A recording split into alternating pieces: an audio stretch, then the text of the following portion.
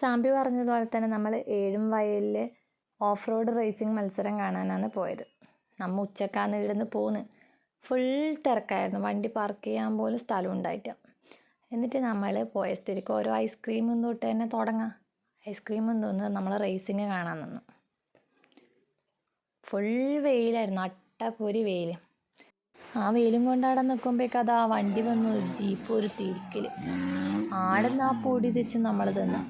അങ്ങനെ നമ്മൾ ആടുന്ന് മെല്ലെ അടുത്ത സ്ഥലത്തേക്ക് മാറി. പുതിയ സ്ഥലത്തേക്ക് മാറി നിന്നു എന്ന് പറഞ്ഞിട്ട് എന്താ കാര്യം? സാമ്പിക്ക് ആ സ്ഥലത്തൊന്നും ഒന്നും കാണുന്നില്ല എന്ന് പറഞ്ഞിട്ട് അവളെ മാമൻ വന്നിട്ടുണ്ടായിന്. അങ്ങനെ മാമൻ്റെ ഒന്നിച്ച് പോയി ആ വണ്ടിയുടെ മുമ്പ് തന്നെ പോയി നിന്ന് കാണാൻ തുടങ്ങി. പോയരം മുതൽ വെയിലും പൊടിയും കൊള്ളാൻ തുടങ്ങിയോണ്ട് തന്നെ ഭയങ്കര ക്ഷീണം വരാൻ തുടങ്ങി. കുറേ റേസിങ് കണ്ടതിന് ശേഷം നമ്മൾ തിരിച്ചു പോകാൻ വേണ്ടിയിട്ട് നിന്നു. സാമ്പി വരുന്നേ ഉണ്ടായിട്ട. ലാസ്റ്റ് വിനീഷേട്ടൻ പോയി ആടെ പോയി കൂട്ടിയിട്ട് വന്നു. സാമ്പിനെ ആടെ കൂട്ടിയത് സാമ്പിക്ക് തീരെ ഇഷ്ടമായിട്ടില്ലെങ്കിലും നമ്മൾ നിർബന്ധിച്ച് ആടെ നിന്ന് വന്നു.